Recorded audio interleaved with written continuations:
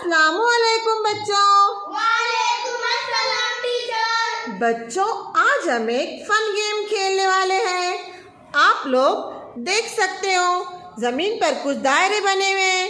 दायरे में कुछ एदाद लिखे हुए हैं। आपको इन एदाद के मुताबिक आपके पास दिए हुए ब्लॉक उस दायरे में रखना है। जो बच्चा ये अमल जल्दी कर लेगा वो बच्चा जीत जाएगा। तो चलो ये सरगर्मी शुरू करते हैं। जी हाँ टीचर। 1 2 3।